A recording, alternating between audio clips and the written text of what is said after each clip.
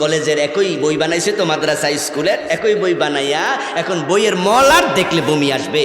মাদ্রাসা এখানে তো মাদ্রাসা, আপনাদের অনেকের বাচ্চারা মাদ্রাসায় পড়ে, বাড়ি যায় দেখবেন ক্লাস 3, 4 বইতে বেডনের মাঝে দোতারা, সেতারা, হারমোনিয়াম, হাফ প্যানওয়ালা বেডির নাচ বইয়ের মলাটের ভিতরে। আচ্ছা, মাদ্রাসায় কি দোতরা বাজানো শিখানো হয়?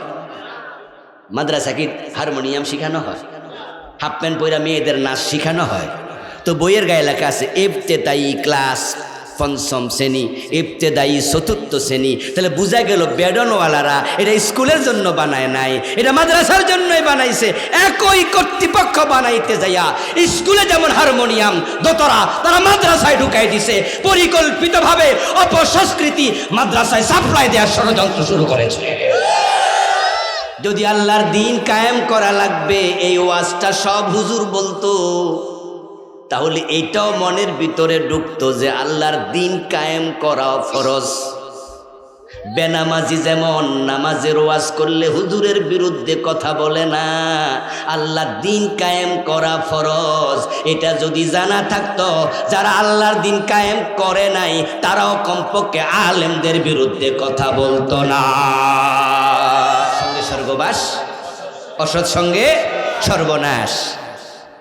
এলাকা ছাগল চোর জেলখানায় যায়, সেখানে যাওয়ার পরে জেলখানা যায় দেখা হয় কাদের সাথে? বড় বড় মোসওয়ালা, ডোরা কাটা গেঞ্জি গায়ে দিয়ে হাঁটে, 18 বছর জেল, 15 বছর জেল, যাবজ্জীবন কয়দি আছে না? ওরা কিন্তু জেলখানার মাঝে আবার তারা লিডার, মাস্তান। যাদের জেল অনেক দিন জেল হয়ে যায়, কয়েদি যারা, তারা জেলখানার কি হয়? মাস্তান, লিডার। সাধারণ যারা জেলখানার কয়েদি, যারা হাজতি, ওরারে হেরা সালা। এখন নতুন ছাগল চোর ঢুকছে, ওই মোসওয়ালা দোরা কাটা গেঞ্জি গায়ে বেড়াই সাজি গায়ে, কিরে কবে আইসস? ছাগল চোর তো লাজুক ভঙ্গিতে বলে, বস গতকাল ঢুকছি। কি মামলা? শর্মে কয় না, কেমনে কয়? কমু না, থাপ্পর খাইবি, চিনস? কই ছাগল চুরি করছি। জেলে আইবি, বালা কিছু করে আইতি, তোদের কারণে জেলখানার বদনামি। এখন ছাগল চোর কব, তাহলে আপনি কি মামলা করছে? আসামি কি কাম করছেন? বেড়ারে ব্যাংক ডাকাতি করতে গেছি, কপাল বড় খারাপ, ধরা খাইছি, না হয় এক করাইতে কোটিপতি। ছাগল চোর এবার মনে মনে ভাবে, 10 বছর ছাগল চুরি কইরেও তো 10 লাখ টাকা পাওয়া যায় না, এক রাইতে নাকি কোটিপতি। স্যার কেমনে করছেন একটু শিখাইবেননি? কয় মাস? কয় 6 মাসের জেল থাকিস, শিখাই দিমুন। সঙ্গীর গুণ পশিয়াছে মম মাঝে গো, নইলে কাদায় সুবাস কি এত পাইতে। আদর দোকানে গেলে আতর দোকানের পাশ দিয়া হাইটা গেল সুগন্ধ মিলে, আর শুটকি দোকানের পাশ দিয়া গেল শুটকির দুর্গন্ধ পাওয়া যায়।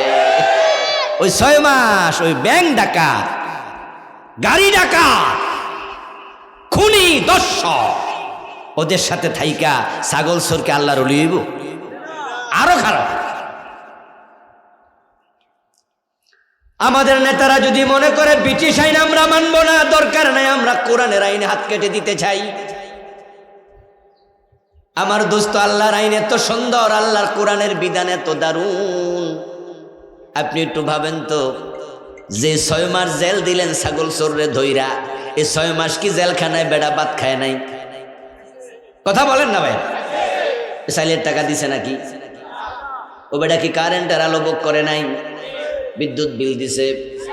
বেটা কি পানির সেবা গ্রহণ করে নাই? ওয়াসার বিল দিছে? তো বেটা চুরিতে চুরি করলো, 6 মাস আরো মাগনা খাইলো। এখন আমার প্রশ্নের উত্তর দেন, এ টাকাটি কোত্থেকে আসলো? এটি কি আপনার আমার ভেটের টাকা, আপনার আমার করের টাকা নয় কি? সরকারের বুদ্ধি যে কত কম, হাঁটুর তলায় বুদ্ধি। এ বেড়া চুরিতে চুরি করলো, বেড়ারা নিয়ে 6 মাস মাগনা খাওয়াইল আমাদের টাকা দিয়ে। আশ্চর্য তো।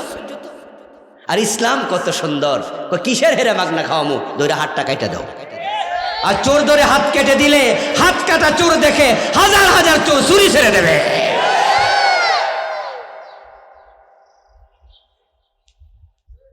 আমার প্রিয় ভাইয়ারা, আমাদের নেতারা যদি চায় আগামী সংসদ অধিবেশনে চোর ধরে হাত কাটবো, এই আইন উত্থাপন করলাম, একদল নেতা বলল চোর ধরে হাত কাটার আইন চালু হয়ে যাবে, এই সুযোগটা আছে না নাই?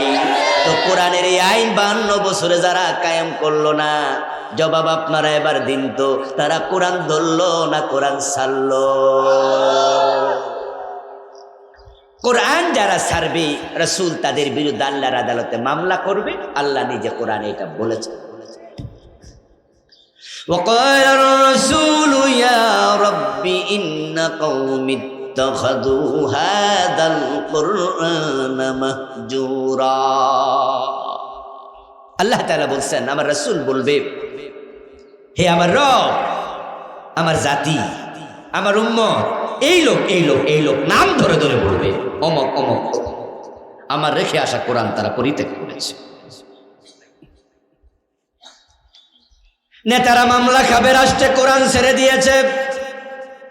বাবা মামলা খাবে, সন্তানকে কোরআন পড়ায় নাই, স্কুলে পাঠাইছে, কলেজে পাঠাইছে, ভার্সিটিতে পাঠাইছে, মক্তবে পাঠায় নাই, আল্লাহর কোরআনটা প্রাইভেট পড়ায়া শিখায় নাই। ছেলে ডাক্তার, ছেলে ইঞ্জিনিয়ার, কোরআন পড়তে পারে না, এমন বাংলাদেশে আছে না নাই? ও বাবা, তুমি রেডি থাকো, রাসূল তোমার বিরুদ্ধে মামলা দেবে। আমার রেখে আসা কোরআন তার সন্তানকে শিখায় নেই। দেখে দেখে কোরআন পড়তে পারে না এমন 2-4 জন লোক আজকের মাহফিলে আছে না নাই? আপনি রেডি থাকেন, আপনার বিরুদ্ধে রাসূলুল্লাহ মামলা দিয়ে বলবে, আল্লাহ এ কোরআনের প্রচারে তো আমি দাঁত দিয়েছি, রক্ত দিয়েছি, জেলখানায় আমারে আবু জাহেলরা ধরে রাখছে 3 বছর, আমার খাবার পানি এবং খাবারের আপনার ভাত চাল ডাল, আমার রুটি সবজি সাপ্লাই দেয় নাই। আমি নবী, আমার পরিবার গাছের ছাল বাকল লতা পাতা খাইছি। যেই কোরআনটা এত কষ্ট করে প্রচার করে রেখে আসছি, ও বেটা ওই কোরআনটা একটা বার চোখ দিয়া পড়েও দেখে নাই। এমন উম্মত আমার প্রয়োজন নেই। যারা কোরআন ছেড়ে দিয়েছে, শুধু রাসূলুল্লাহ সাল্লাল্লাহু আলাইহি ওয়াসাল্লাম মামলাই দেবেন না, বরং আল্লাহ তাআলা আপনাকে অন্ধ বানায়া তুলবেন। এটাও কোরআনের মাঝে আল্লাহ বলেছেন, ওয়ামান আ'রাদা আন যিকরি ফাইন্না লাহু মাঈশাতান দানকান ওয়া নাহশুরুহু ইয়াওমাল কিয়ামাতি আ'মা। যে লোকেরা কোরআন থেকে মুখ ফিরিয়ে নিয়েছে, এই জাতি কোরআন থেকে এমন মুখ ফিরাইছে, প্রাইমারিতে তো কোরআন নাই, হাই স্কুল কলেজে তো নাই, বরং কিছু ইসলামী কবিতা ছিল, গজল ছিল, কিছু ইসলামী গদ্য পদ্য ছিল। আমরা যখন ছোট ছিলাম, প্রাইমারির বই খুললেই আমরা পাইতাম কবি নজরুলের কবিতা, ফররুক আহমদের কবিতা, মুনাজাত কবিতা। আর এখন ঢুকে দেখেন বইগুলোতে হিন্দুদের কবিতার প্রাধান্য পাচ্ছে। স্কুল কলেজের একই বই বানাইছে তো, মাদ্রাসা স্কুলের একই বই বানাইয়া এখন বইয়ের মলার দেখলে বমি আসবে। মাদ্রাসা, এখানে তো মাদ্রাসা, আপনাদের অনেকের বাচ্চারা মাদ্রাসায় পড়ে, বাড়ি যায় দেখবেন ক্লাস 3-4 বইতে বেডনের মাঝে দোতারা, সেতারা, হারমোনিয়াম, হাফ প্যানওয়ালা বেডির নাচ বইয়ের মলাটের ভিতরে। আচ্ছা, মাদ্রাসায় কি দোতরা বাজানো শিখানো হয়? মাদ্রাসা কি হারমোনিয়াম শিখানো হয়? হাফ প্যান্ট পইরা মেয়েদের নাচ শিখানো হয়? তো বইয়ের গায়ে লেখা আছে ইবতেদায়ী ক্লাস 5ম শ্রেণী, ইবতেদায়ী 4র্থ শ্রেণী। তাহলে বোঝা গেল বেডনওয়ালারা এটা স্কুলের জন্য বানায় নাই, এটা মাদ্রাসার জন্যই বানাইছে। একই কর্তৃপক্ষ বানাইতে যাইয়া স্কুলে যেমন হারমোনিয়াম, দোতরা তারা মাদ্রাসায় ঢুকাই দিছে, পরিকল্পিতভাবে অপসংস্কৃতি মাদ্রাসায় সাপ্লাই দেওয়ার ষড়যন্ত্র শুরু করেছে। আর ট্রান্সজেন্ডার মতবাদ তো আছেই, বিবর্তনবাদ তো আছেই।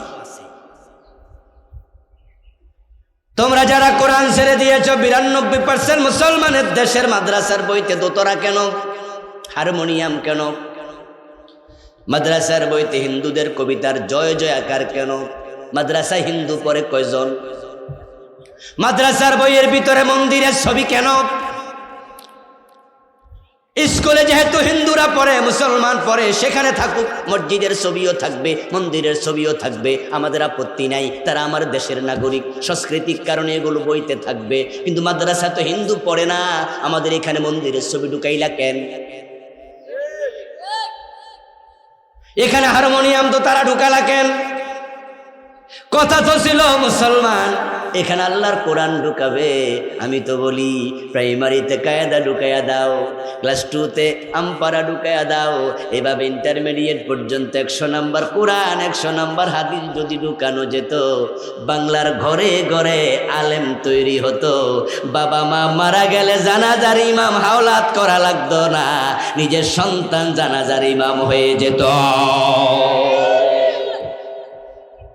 সিলেবাসের কারণে আমাদের ডাক্তার ছেলে সেও জানাজার ইমামতি করত, আমার ইঞ্জিনিয়ার ছেলে ইন্টারমিডিয়েট পর্যন্ত কোরআন হাদিস পড়তো, তো সে জানাজার নামাজের ইমাম হতো।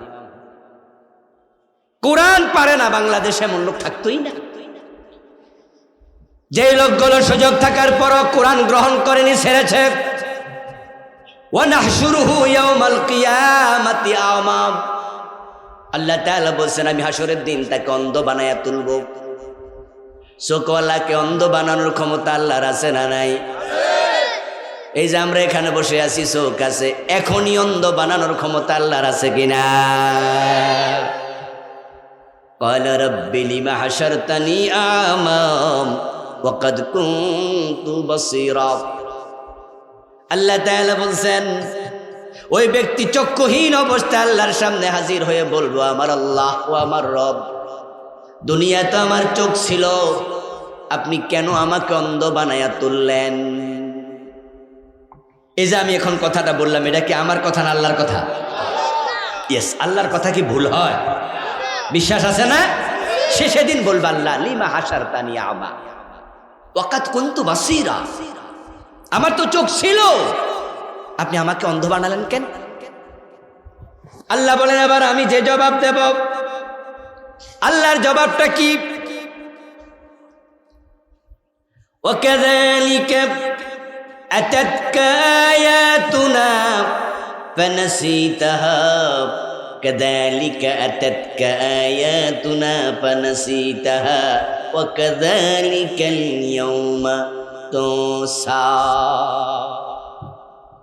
আল্লাহ তাআলা বলবেন ও মিয়া, তোমার কাছে আমার আয়াত গিয়েছিল, আমার আয়াত গিয়েছিল, কোরআনের আয়াত গিয়েছিল, আমি কোরআন কিন্তু পাঠাইছি, আমার রাসূল তোমাদের কাছে কোরআন পৌঁছিয়েছে। রাসূল কি পৌঁছান নাই? লুকাইছে? লুকায় নাই, লুকায় নাই। আমরা লুকাই, আমরা লুকাই, আমরা হুজুররা লুকাই। রাসূল একটা শব্দ লুকান নাই। 30 বছর ওয়াজ করে, নামাজের ওয়াজ করেছে, রোজার ওয়াজ করেছে, হজের ওয়াজ করেছে, যাকাতের ওয়াজ করেছে, হালালের ওয়াজ করেছে, পর্দার ওয়াজ করেছে, জিহাদের ওয়াজ করে নাই এমন হুজুর আছে না নাই? পীর হইয়া লাখ লাখ মুরিদ বানাইছে, সব ওয়াজ করছে, দিন যে কায়েম করা লাগবে, আল্লাহর আইন লাগবে, এই ওয়াজ করে নাই এমন পীর সাহেব আছে না নাই? ওইগুলা কি লুকায় নাই? আল্লাহর কোরআনের মাঝে নামাজ যেমন আছে, রোজা যেমন আছে, জিহাদের কথা আছে না নাই? আল্লাহর আইন লাগবে, এটা আছে না নাই? তোমরা লুকাইলা কেন? অধিক ওয়াজ করলা কেন?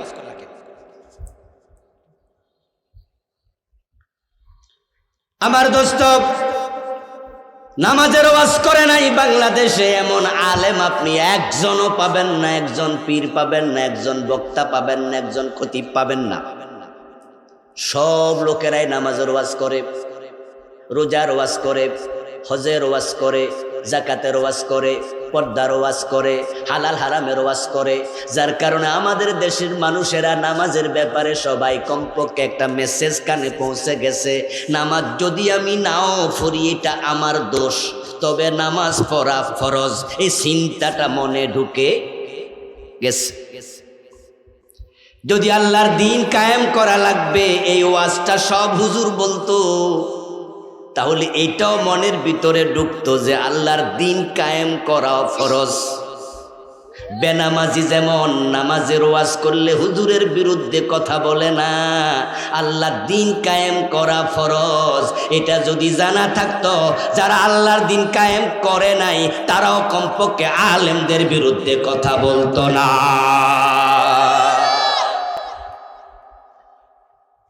কিন্তু আমি আবুল কালাম আজাদ যখন ওয়াজে বললাম আল্লাহ দিন কায়েম করা ফরজ, তখন ওই যে মাঝখানে বসে আছে একজন শ্রোতা, উনি আবার মনে মনে কয়, কি কয় রে? কয় আমাদের ফিসা হুজুর তো কোনোদিন এই কথা কয় নাই। তাইলে মনে হয় আবুল কালাম আজাদ এই ফোলাটা ফাও কথা কইতাছে, কারণ আমাদের ফিসা হুজুর কত বড় আলেম, হে তুলনা তো এ বেড়া কি কথা কে বোঝেন? কারণ ওই যে আমি যে বলছি বিশ্বাস করতেছে না, কয় না না উনি মনে রাজনীতি ফাজনীতি কইতাছে। কারণ যদি দিন কায়েম লাগবে, জেহাদ লাগবে, আল্লাহর আইন লাগবে, উনি যেইভাবে বলতেছে, কই আমাদের হুজুর তো জীবনও। তোমাদের যে আলেমদের কারণে মানুষের কাছে ইসলামের পূর্ণাঙ্গ মেসেজ যায় না, তুমি কোরআনের এলেম লুকানোর অপরাধে আখেরাত জানে না বলেন তো? তো যারা 5 ওয়াক্ত নামাজ পড়লো না, শুধুমাত্র জানছে আখেরাতে জান্নাত পাবে। কথা বলবেন তো ভাইরা, বলবেন তো? বলেন। 5 ওয়াক্ত নামাজ ফরজ সে জানে, কিন্তু সে পড়ে না, এই জানার কারণে নাজাত পাবে? তাহলে বোঝা গেল জানা যেমন ফরজ, মানাটাও কি? তো জানলেন কোরআনে আছে আল্লাহর দিন ছাড়া কারো, আল্লাহর আইন ছাড়া কারো আইন চলবে না। ইনিল হুকমু ইল্লা লিল্লাহ, আলা লাহুল খালকু ওয়াল আমর। সাবধান, সৃষ্টি যা, আইন চলবে শুধুই তার। এটা আইনের কিতাব, এটা আইনের কিতাব, এটা তেলাওয়াত করে তাকে রাখার কিতাব না। সৌদি আরবের বাদশাহ ফয়সাল যখন তিনি প্রেসিডেন্ট ছিলেন, বাদশাহ ছিলেন সৌদি আরবের, তৎকালীন যুগে জাতিসংঘের সদর দপ্তর থেকে তাদের বার্ষিক অধিবেশনে যত রাষ্ট্রপ্রধানরা যাবে সকলের কাছে সার্কুলার পৌঁছানো হলো, আপনারা সকলে নিজের দেশের 1 কপি সংবিধান ইংরেজিতে অনুবাদ করে জাতিসংঘের সদর দপ্তরে জমা দেবেন। যেহেতু এটা তামাম পৃথিবীর সব দেশের অফিস, জাতিসংঘটা কি যত রাষ্ট্র আছে পৃথিবীর, যারা ওর সদস্য সবার সেখানে সমান কন্ট্রিবিউশন, সবার অফিস, এটা সদর দপ্তর। তো সব দেশের 1 কপি করে সংবিধান আমাদের এখানে জমা দেন। সৌদি বাদশাহ আসার সময় 1 কপি পবিত্র কোরআন ইংরেজিতে নিয়ে গেলেন। তো ওনার সেক্রেটারি জাতিসংঘের সদর দপ্তরে ওই কপি জমা দিল। রিসিভার, যিনি রিসিভ করছেন, তিনি দেখলেন লেখা উপরে দি হোলি কোরআন।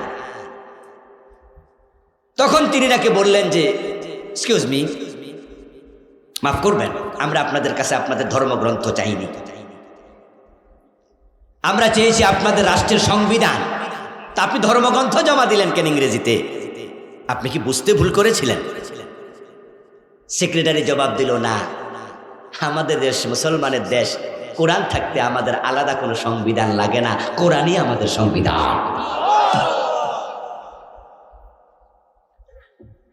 আমার প্রিয় ভাইরা, রাসূলুল্লাহ সাল্লাল্লাহু আলাইহি ওয়াসাল্লামের বয়স যখন 17, তাগড়া যুবক মুহাম্মদ ইবনে আব্দুল্লাহ ডানে বামে সামনে পিছে তাকায়া দেখেন তামাম আরব অন্ধকারে ডুবে আছে। আল্লাহর নবী ভাবলেন যে মানুষগুলোকে অন্ধকারে ডুবে থাকতে দেয়া যায় না, তাই তিনি সমবয়সী যুবকদেরকে সাথে নিয়ে একটি সংগঠন বানালেন, নাম দিলেন হেল্পুল ফজল। ওই সংগঠন বানায়া যুবকদেরকে সাথে নিয়ে প্রিয় নবী অন্ধকার থেকে মানুষকে আলোর পথে ডাকলেন। কিতাবুন আনজালনাহু ইলাইকা লিতুখরিজান নাস মিনাজ যুলুমাতি ইলান নূর, কিতাব পাঠাইছি মানুষকে আলোর পথে ডাকো। এখন আলোর পথে রাসূল ডাকবেন কেমনে? কিতাব তো তখন আসে নাই, বয়স তখন 17, কিন্তু অন্ধকার তিনি দেখেছেন, কারণ যুগটার নামে ছিল আইয়ামে জাহিলিয়া, অন্ধকার যুগ। ছেলে মেয়ে মা বাবা একসাথে মদ পান করত, বাবা নিজের সদ্য প্রসূত কন্যা শিশু সন্তানটাকে নিজের হাতে মাটিতে চাপা দিয়ে দিত জীবিত। কোথায় কোথায় যুদ্ধ লেগে খুনোখুনি হতো, যার হাতে যত মানুষ খুন হতো তার সম্মান সেই সমাজে তত বেশি, তাকে বীর বাহাদুর উপাধি দেয়া হতো। কোনো মানুষ মারা যাওয়ার পরে তার রেখে যাওয়া তলোয়ার বাড়ির সামনে গাছে ঝুলাইয়া, খুঁটির মাঝে ঝুলাইয়া নিচে কবিতা লিখে দিত, তার হাতে কত লোক খুন হয়েছে। যার হাতে যত বেশি খুন হতো মানুষ তাকে তত বেশি শ্রদ্ধার চোখে স্মরণ করত, দেখত। যে যত বেশি মেয়ের ইজ্জত নষ্ট করেছে, যার বাড়িতে যত বেশি মদ পান করা হতো তাকে তত বেশি সম্মান দিত। ওই মানুষগুলো সবাই এতটাই নিচে নেমেছিল, কোনো সুন্দরী নিজের বাড়ি থেকে কয়েক মাইল যদি দিনের বেলায় হেঁটে যেত, রাস্তায় এক দুইবার দর্শিতা হতো, স্বর্ণ অলংকার কেড়ে নিত, কোলে বাচ্চা থাকলে বাচ্চা কেড়ে নিয়া তারা মেলায় বিভিন্ন বাজারে দাস বানাইয়া বিক্রি। ইজ্জতের নিরাপত্তা নাই, সম্পদের নিরাপত্তা নাই, জীবনের নিরাপত্তা নাই, কুলের বাচ্চার নিরাপত্তা নাই। মানুষগুলো নিচে নামতে নামতে এতটাই নিচে নেমেছিল, তামাম দুনিয়ার সব মানুষ বলে যোগটাই খারাপ, বর্বরতার যোগ, অজ্ঞতার যোগ, অন্ধকার যোগ। হতে পারে এতটাই নিচে নেমেছে যার নিচে নামার কোনো জায়গা অবশিষ্ট ছিল না। হতে পারে ইবলিস পর্যন্ত আশ্চর্য হয়ে বলতো, এত নিচে নামলি কেমনে? আমি ইবলিস হতো নামতে। তাই রাসূল 17 বছর বয়সে সংগঠন বানালেন, মানুষদেরকে ডাকলেন, চুরি ডাকাতি রাহাজানি চিন্তাই মদ পান খুন দর্শন অপহরণ যুদ্ধ ছেড়ে দাও। ডাকতে ডাকতে বয়স হয়ে গেল রাসূলের 40, চলে গেল 23 বছর। পিছনে ফিরে তাকায়া দেখেন একজন চোর চুরি ছাড়ে নাই, কোনো ডাকাত ডাকাতি ছাড়ে নাই, কেউ ভালো হয় নাই। আমার রাসূল এবার ধ্যানমগ্ন হলেন হেরা গুহায়। কারণ যখন মানুষ হেরে যায়, যখন মানুষ ব্যর্থ হয়, যারা খারাপ দুর্বল চিত্তের মানুষ, যারা হতাশ মানুষ, তারা কাম ছেড়ে দেয়। আর যারা বুদ্ধিমান তারা আবার নতুন করে পরিকল্পনা হাতে নেয়। কারণ তারা জানে একবার না পারিলে দেখো শতবার বিজয় একবার না একবার হাতে ধরা দেবেই। আমার প্রিয় নবী যখন দেখলেন 23 বছরের প্রচেষ্টার রেজাল্ট জিরো, তিনি গায়ে হেরায় গিয়ে বসলেন, ধ্যান করছেন, ভাবছেন। একটি বিখ্যাত আরবি প্রবাদ আছে, সাইয়ু মিন্না ওয়াল ইতমামু মিনাল্লাহ। চেষ্টা করার মালিক আমরা, সফলতা দেওয়ার মালিককে। আমার রাসূল ভাবছেন কেমনে কি হবে, 23টা বছর তো ডাকলাম, কাজ তো হলো না। আল্লাহ তাআলা আমার রাসূলের অন্তরের দিকে তাকায়া দেখে আমার নবী তো আমার পথে আগানোর জন্য বড় চিন্তা করছে, ভাবছে। আল্লাযীনা জাহাদু ফীনা লানাহদিয়ান্নাহুম সুবুলানা। কোরআনে আল্লাহ তাআলা বলেন, যারা আমার পথে চলতে চায়, প্রচেষ্টা চালায়, আমি আল্লাহ নিজ থেকে তাকে পথ দেখায়া দেই।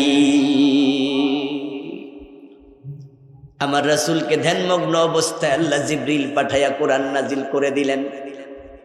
এসে গেল আল্লাহর কোরআন। এবার আল্লাহ তাআলা কোরআন নাজিল করে আমার নবীকে বলছি, ইয়া আইয়ুহার রাসূল বাল্লিগ মা উনজিলা ইলাইকা মির রাব্বিক। আমার প্রিয় নবী, আপনার রবের পক্ষ থেকে যে কোরআন আমি পাঠাইলাম, বাল্লিগ, এবার মানুষের কাছে কোরআনটা প্রচার করুন। আপনি কোরআনের প্রচার শুরু করে দিন। আমার রাসূল আবার কোরআনের প্রচার শুরু করে দিল, মানুষকে কোরআনের দিকে ডাকলো, অন্ধকার থেকে আলোর পথ দেখাতে গেলেন। ডাকতে ডাকতে প্রিয় নবীর বয়স হয়ে গেল 63। রাসূলের চেষ্টা শুরু হলো বয়স 17। আল্লাহর হাবিবের বয়স 40, 23 বছর, রেজাল্ট হলো না। 23 থেকে আবার চেষ্টা শুরু, আমার রাসূলের বয়স 63। 40 থেকে আবার শুরু, আমার রাসূলের বয়স 63, আবার হলো 23 বছর। এবার পরের 23 বছরে এমন রেজাল্ট হলো যেটা কল্পনাতীত, পুরা সমাজ পরিবর্তন হয়ে গেল। আমার রাসূল ইন্তেকালের আগে ঘোষণা করলেন, খায়রুল কুরুনি কারনি। এখন আর জাহিলিয়াতের যোগ নাই, আমি নবীর যোগ হয়ে গেল দুনিয়ার সবচেয়ে সেরা যোগ। এমন পরিবর্তন হলো, চুরি নাই, ডাকাতি নাই, চিন্তাই নাই, রাহাজানি নাই, মদ নাই, ঘোষ নাই, কিচ্ছু নাই। মানুষের অন্তরে আল্লাহ ছাড়া কারো ভয় নাই। ঘরের দরজা খুলে সবাই ঘুমায়, চুরির কোনো চিন্তাই নেই, সম্ভাবনাই নেই। আল্লাহর হাবিব মদিনায় 10 বছর কোরআন দিয়া চালাইয়া শান্তি আনলেন। আবু বকর সিদ্দিক 2 বছর 3 মাস ক্ষমতা থাকলেন। 12 বছর পরে হযরত ওমর ক্ষমতায় আসলেন। ইসলাম পৌঁছে গেল অর্ধ দুনিয়া। ওই রোম সাম্রাজ্য ইসলামের অধীনে চলে আসলো, পারস্য চলে আসলো, অর্ধ পৃথিবী ওমর শাসন করলেন। ওই অর্ধ দুনিয়ার সম্রাট ওমর গাছতলায় একা একা ঘুমায়া থাকে, দিনে দুপুরে কোনো বডিগার্ডের প্রয়োজন আর নেই। ফারুক আজম ওমর রাদিয়াল্লাহু তাআলা মদিনা থেকে চলে গেলেন জেরুজালেম পর্যন্ত, প্রায় 1000 কিলোমিটার রাস্তা। সাথে ওটের রশি টানার জন্য একজন চাকর, কোনো বডিগার্ডের প্রয়োজন হয় না। শুধুমাত্র শান্তি আসেনি দুনিয়ায়, শুধু শান্তি আসে নাই, সমৃদ্ধি এসেছে, সমৃদ্ধি। আমার রাসূল যখন ইসলাম প্রচার করে, তাকে দেখো আবু হুরায়রার দিকে। হযরত আবু হুরায়রা রাদিয়াল্লাহু তাআলা আনহু মসজিদে নববীর বারান্দায় থাকতেন, লাগাতার 3 দিন উপাস, পেটে কোনো খাবার নাই। আল্লাহর নবীর 70 জন সাহাবী মসজিদে নববীর বারান্দায় থাকে, যাদেরকে আহলে সুফফা বলে। ঘর নাই, বাড়ি নাই, খাওয়ার কোনো খাবার নাই। কিন্তু ইসলাম যখন প্রতিষ্ঠিত হয়ে গেল, কোরআনের আইন সবাই মানতে শুরু করলো। হযরত ওমরের যুগে যাকাত বিভাগের কর্মচারী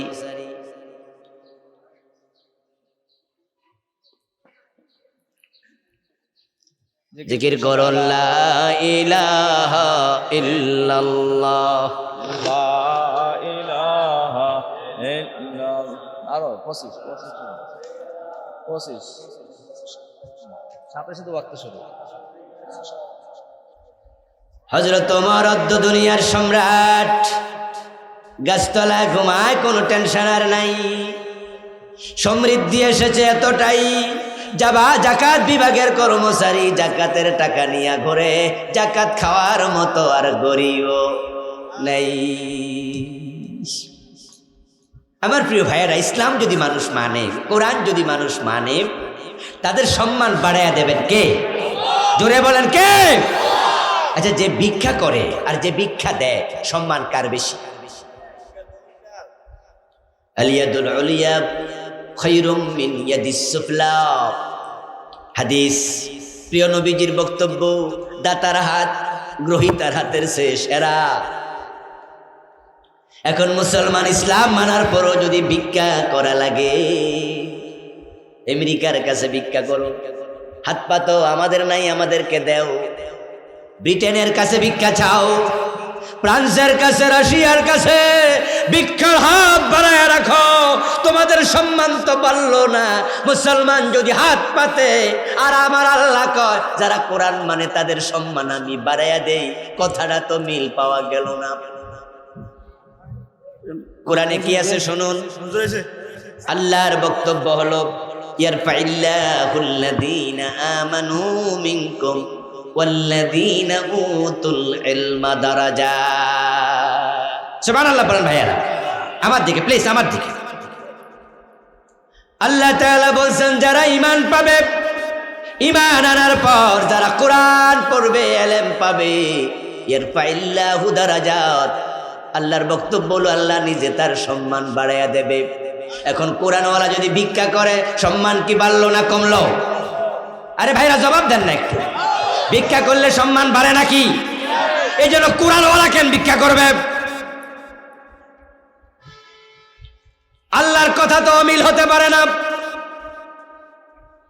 এই জন্য আল্লাহর বক্তব্য আরেক আয়াতে দেখেন আল্লাহ কি বলে দিলেন, ওয়ালাউ আমানা আহলুল কুরা ওয়াত্তাকাউ ওয়ালাউ আন্না আহলাল কুরা আমানু ওয়াত্তাকাউ লাফাতাহনা আলাইহিম বারাকাতিম মিনাস সামাই ওয়াল আরদ।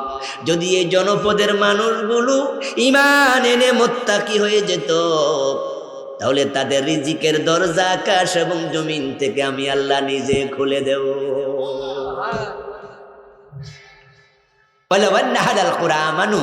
ইমান এনেছে, ইমান আনলে চলবে না। ওয়াত্তাকাও, আল্লাহকে ভয় করা লাগবে। আচ্ছা, যারা কোরআন মানবে, আল্লাহকে ভয় করবে, তারা কি রাষ্ট্রের টাকা চুরি করে কানাডায় বাড়ি বানাতে পারে? তারা কি রাষ্ট্রের টাকা চুরি করে আমেরিকায় বাড়ি বানাতে পারে? তারা তো আমানতদার হওয়ার কথা। মানুষ যদি মুত্তাকি হয়ে যায়, আল্লাহকে ভয় করে, আল্লাহর বিধান মেনে চলে, আল্লাহ বলে রিজিকের দরজা আমি আসমান থেকেও খুলবো, জমিন থেকেও খুলবো। আমার বন্ধু বলুন তো, শাকসবজি, গম, আটা, চাল, ডাল, এই জাতীয় খাবারগুলো সৌদি আরবে বেশি হয় না বাংলাদেশে বেশি হয়? ধান, চাল সৌদি আরবে বেশি হয় না বাংলাদেশে বেশি? সৌদি আরবে যারা যাবেন উমরা হজে, দেখবেন এই যে গাছগাছালি মাঝে মাঝে কিছু আছে, গাছের তলায় দেখবেন পাইপ আছে, 2 বেলা পানি দেয়া লাগে, না হয় গাছ বাঁচে না। আর আমাদের বাংলাদেশে আম খাইয়া আমের যদি বিচিটা ফেলে দেন, কয়দিন পরে দেখবেন নিজে নিজে গাছ হয়ে গেছে। আমাদের বিভিন্ন রকমের ফল ফলাদি আছে যেগুলোর গাছ আমরা লাগাই না। আমরা যখন বিচি ফেলে দিছি, কাউয়া খাইছে, খাইয়া কাউয়া যাইয়া কোথাও পায়খানা করছে, ওখান থেকে বিচি হইয়া গাছ হইয়া ফল ধরে যায়, ঠিক কিনা? আচ্ছা, যেই দেশে এত ফল ফলাদি হয় সৌদি আরবে কম হয়, যেই দেশে এত ফসল হয়, বলেন তো এবার বাংলাদেশ বেশি ধনী না সৌদি আরব বেশি ধনী? কারণ হলো ওই দেশের মাটি খুঁড়লে স্বর্ণ পাওয়া যায়, আমাদের দেশে স্বর্ণের খনি কয়টা আছে? তাহলে যদি আমরা ইমানদার হতাম, তাকওয়াওয়ালা হতাম, বাংলাদেশের মাটির নিচে স্বর্ণের খনি বানাইয়া দেওয়ার ক্ষমতা আল্লাহর আছে না নাই? এবার আপনারা বলুন, আল্লাহ তাআলা যদি আমাদের বাংলাদেশে 5টা স্বর্ণের খনি দিয়া দেয়, আমরা 5টা স্বর্ণের খনি পাইয়া যাই, বাংলাদেশকে আর ভিক্ষা করা লাগবে? কথা বলতে হবে, ভিক্ষা করা লাগবে? আমরাও মানুষের আরো দিতে পারি। আপনি তাকায় দেখবেন মিডল ইস্ট পুরাটার মাঝে শুধু স্বর্ণ আর তেল। এখন বাংলাদেশে আমরা এত সবজি, এত চাল, এত গম, তারপর আমরা ধনী না, তারা ধনী। এটাতে বোঝা যায় মাটির উপরে সে নেয়ামত মাটির নিচে বেশি। মাটির উপরের ফসল নেয়ামত ফলানোর জন্য মানুষের পরিশ্রম লাগে, আর মাটির তলায় যে নেয়ামত কোনো পরিশ্রম লাগে না, এটা আল্লাহ নিজ থেকে দিয়ে দেয়। আর নিজ থেকে পাওয়ার জন্য, আল্লাহর নেয়ামত পাওয়ার জন্য তাকওয়াওয়ালা জীবন গঠন করা লাগবে। যদি জাতি মুত্তাকি হয়ে যায়, আল্লাহর কোরআন মেনে চলে, দুনিয়া শান্তি আসবে, আখিরাতও নাজাত পাবে। তাই হেদায়াতের পথ পেতে হলে কোরআনের কাছে আসা দরকার আছে না নাই? আমার প্রিয় ভাইয়েরা, এ কোরআনের মাদ্রাসা সন্তানদের আমি দেখি এমন কিছু হতভাগা বাবা আছে, 4টা সন্তান, 4টাকেই তো বড় শিক্ষিত বানাইছে, কিন্তু একটা কোরআনের আলেম বানায়। ওই বাবার মৃত্যুর পরে সন্তানরা ঢাকা থেকে দৌড়ায় আসছে, ইঞ্জিনিয়ার, ডাক্তার, প্রফেসর, কিন্তু জানাজার নামাজ পড়াবে একজনেরও যোগ্যতা নাই। ও প্রিয় ভাই শোনো, তোমার সন্তান যদি জানাজার নামাজ ইমামতি করে পড়াতো, 3 নাম্বার তাকবীর দেওয়ার পরে একটা দোয়া আছে, আল্লাহুম্মা গফিরলি হাজ্জিনা ওয়া মাইয়িতিনা, আছে কিনা? ওই দোয়াটা ইমাম সাহেব পড়ে, তার মুখ দিয়ে আসে, ও আমার রব, আমাদের মৃত বাবা, আমাদের মৃত মাতাকে ক্ষমা করো, আমাদের জীবিতদেরকে ক্ষমা করো, মৃতদেরকে ক্ষমা করো। আল্লাহুম্মা গফির লাহু ওয়ারহামহু ওয়াফিহি ওয়াফু আনহু ওয়াকরিম নুজুলাহু ওয়াসসি মুদখালাহু। ইমাম দোয়া পড়ে, ইমামের দোয়াগুলো আসে মুখ দিয়া। আর ইমামের জায়গায় যদি তোমার কলিজার টুকরা সন্তান দাঁড়াইতো, বাবার লাশ সামনে নিয়া, মায়ের লাশ সামনে নিয়া দোয়া করত, তার প্রতিটা শব্দ কলিজার ভিতর থেকে বের হতো। চোখের পানির কারণে বাবার জীবনের গুণ আল্লাহ মরার পর পর ক্ষমা করে দিত, কবরে রাখার আগে মাপ পাইয়া যাইত। গত পরশুদিন দেখলাম ফেসবুকে, আপনারা হয়তো অনেকে দেখে থাকবেন, একজন সাক্ষাৎকার দিল, পত্রিকার সাংবাদিক না টেলিভিশনের সাংবাদিক সাক্ষাৎকার দিল। এক বুড়া ডাক্তার, উনি ওল্ড হোমে, বৃদ্ধ নিবাসে আসছে। ওনাকে জিজ্ঞাসা করলো যে আপনার কি সন্তান নাই? উনি বলল আমার 4টা ছেলে আছে, 4 জন আমেরিকায় থাকে, 2 জন ডাক্তার, 2 জন ইঞ্জিনিয়ার। তো আপনি বৃদ্ধ নিবাসে কেন? বলল আমারও তো ওরা নেয় না, আমি বুড়া হয়ে গেছি, আমি নিজেও একজন ডাক্তার, কিন্তু এখন আমি আর পেশায় কাজ করতে পারি না, থাকবো কোথায়? তাই এই বৃদ্ধ নিবাসে আমার ঠিকানা। ইংরেজ পণ্ডিত স্ট্যানলি হালের বক্তব্য বাংলাদেশ এখন বাস্তব। আজ থেকে 30 বছর পিছনে যান, তামাম বাংলাদেশে বৃদ্ধ নিবাস বলতে কোনো ওল্ড হোম ছিলই না, বরং ইয়াতিমখানার সাথে আমরা পরিচিত। ছোটকালে মা মরে যায়, বাপ মরে যায়, বাচ্চা কার কাছে যাবে? এতিমখানায় দিয়ে দাও। কিন্তু বৃদ্ধ নিবাস নামে বুড়া বুড়ি থাকার জন্য আলাদা বিল্ডিং বানাতে হবে, এটা বাংলার লোকেরা জানতো না। এখন ঢাকা শহরের ভিতরে বাইরে 50টার বেশি আছে বৃদ্ধ নিবাস, 50টার বেশি। গাজীপুরে একটা আছে, 500-র বেশি বুড়া বুড়ি একটাতে। আমার বন্ধু এখনই বুড়া বুড়ি কেন সেখানে গেল? সন্তান তো 4 জন, 2টাই ডাক্তার, 2টাই ইঞ্জিনিয়ার এবং 4টাই আমেরিকায় থাকে। রেজাল্ট কি? মা বাবার দিকে তাকায় না। ইংরেজ পণ্ডিত স্ট্যানলি হাল এই কথাই বলেছেন, if you teach your children 3 years, you live 4th year, you will be get 5th year, that is rascality. দুনিয়ার মানুষেরা শোনো, তোমরা তোমাদের সন্তানদেরকে 3টা আর শিখাইলা, রিডিং, রাইটিং অ্যান্ড অ্যারিথমেটিক। তুমি লেখাপড়া, বিজ্ঞান, ভূগোল, অঙ্ক সব শিখাইলা, কিন্তু you leave 4th R religion. তুমি 4 নাম্বার আর ধর্ম তারে শিখাও নাই। ধর্ম বিবর্জিত লেখাপড়া করে সে যত বড় শিক্ষিত হবে, অপেক্ষা করো, you will be get 5th আর, দ্যাট ইজ রাস্কেলিটি। তোমার সন্তান ধর্ম বাদ দিয়া যত বড় শিক্ষিত হবে তত বড় বদমাশ হবে, তত বড় বদমাশ হবে। কোরআন বিবর্জিত মানুষ মানুষ না, কোরআন বিবর্জিত শিক্ষিত মানুষ শিক্ষিত না। শিক্ষাই জাতির মেরুদণ্ড, এই শব্দটা ভুল, এটা আমাদেরকে ভুল শেখানো হয়েছে। বরং আপনাকে বলতে হবে সুশিক্ষা জাতির মেরুদণ্ড। আমরা বাংলাদেশে শিক্ষিত লোকদের দ্বারা এমন অপকর্ম দেখি যা মূর্খ লোকেরাও করে না। কোরআনের শিক্ষা নাই, তাকওয়ার শিক্ষা নাই, এটা বড় বদমাশ হচ্ছে। আপনাদের দেশে দেখবেন যারা মূর্খ লোক চুরি করে, গাছের নারকেল চুরি করবে, মসজিদে জুতা চুরি করবে, ঘরে শীত কেটে ছাগল চুরি করবে, ইত্যাদি ইত্যাদি করবে, এগুলো করবে। মসজিদে জুতা চুরি করে 10 বছরে কয় লাখ টাকার ক্ষতি করলো, মানুষের গাছের নারকেল চুরি করে কয় লাখ টাকার ক্ষতি করলো। ছাগল চুরি করলেও ছাগলটা আবার বাজারে নিয়ে কম দামে বেচে, আরেক বেড়া কম দামে কিনা জবাই কইরা খাইলো, একজনের ক্ষতি আর একজনের লাভ। কিন্তু যারা শিক্ষিত চোর তাদের দিকে তাকাও, এসি রুমে বৈশা তাই শুট পইরা ওই এমএ পাস লোক কলমের 1 খোঁচায় দেশের 12টা বাজাইয়া ছেড়া দিল। 1000 কোটি টাকা লোপাট করে দেশেও রাখে না, কানাডায় পাঠাইয়া দেয়, আমেরিকা পাঠাইয়া দেয়, দেশটাকে ফতুর বানাইয়া দিল। এতে বোঝা যায় শিক্ষিত চোরের, মূর্খ চোরের চেয়ে শিক্ষিত চোরের ক্ষতি বেশি। কোরআন ছেড়ে দিলে দুনিয়া অশান্তি হবে, আখেরাত অশান্তি হবে, সোজা কথা। এই জন্য আসুন প্রিয় ভাইয়েরা, এই ওয়াজগুলোকে আমরা আমলে নেই।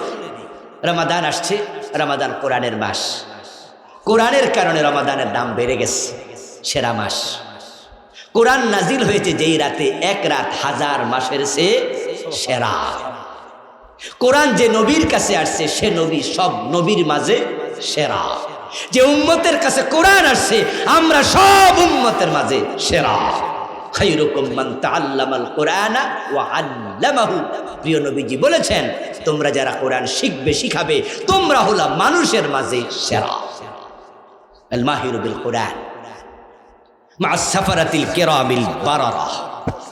প্রিয় নবীজি বলেছেন, কোরআন শিখতে শিখতে যে পণ্ডিত হয়ে যায় তার সম্মান এতটাই বেড়ে যায়, আল্লাহ নৈকট্যপ্রাপ্ত ফেরেশতাদের সম্মান যত বেশি, কোরআনের একজন পণ্ডিত আলেমের সম্মান আল্লাহর কাছে ঠিক ততই বেশি। والذي يقرأ القرآن ويتتعتع فيه وهو عليه شاق له أجران।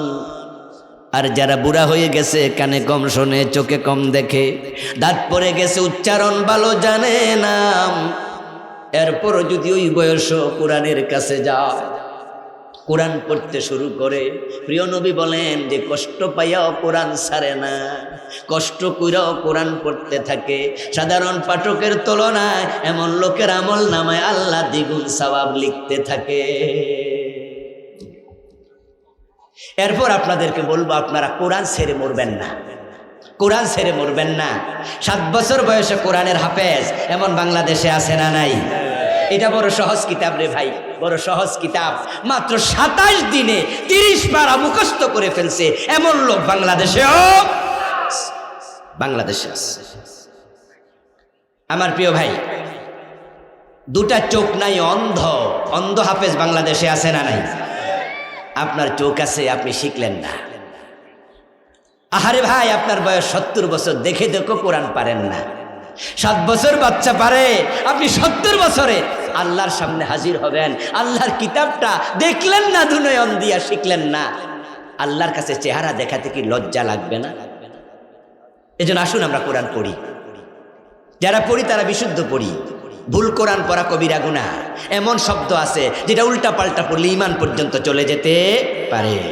রুব্বা কারিইল লিল কুরআন ওয়াল কুরআনু ইয়ালআনুহু। এমন পাঠক আছে কোরআন পড়লে কোরআন তারে লানত দেয়। ভুল পড়া যাবে না। ওয়ারাত্তিলিল কুরআনা তারতিলা, বিশুদ্ধ পড়া ফরজ। শুধু পড়লে হবে না, এই রমাদানে সিদ্ধান্ত নেন যে আমি 10 পারার অর্থ পড়ে ফেলব। 3 রোজা 3, 10, 30 পারা হয়ে যাবে। প্রতিদিন 5 আয়াতের তাফসীর পড়ব। 1 মাসে 150 আয়াত, 1 বছরে 1800 আয়াত, 4 বছর পরে দেখবেন পুরা কোরআনের তাফসীর পড়া হয়ে যাবে। আরে কোরআনের সাথে সম্পৃক্ত হওয়ার কারণে আপনার সম্মান আল্লাহ নিজে বাড়াইয়া দেবে। এজন্য আসুন আমরা কোরআনমুখী হই, কোরআনের সঙ্গ নেই। আল্লাহ আমাদের সকলকে কোরআনওয়ালা বানিয়ে দিন। আহলুল কোরআন হুম আহলুল্লাহ। যারা কোরআনওয়ালা হবে তারা আল্লাহর পরিবারের সদস্য হয়ে যাবে। আল্লাহ তাআলা আমাদেরকে সেভাবে কবুল করুন, বলি আমিন। হাদা মা ইনদি ওয়াল ইলমু ইনদাল্লাহ আলাইহি তাওয়াক্কালতু ওয়া ইলাইহি উনীব। প্রিয় ভাইয়েরা, আমার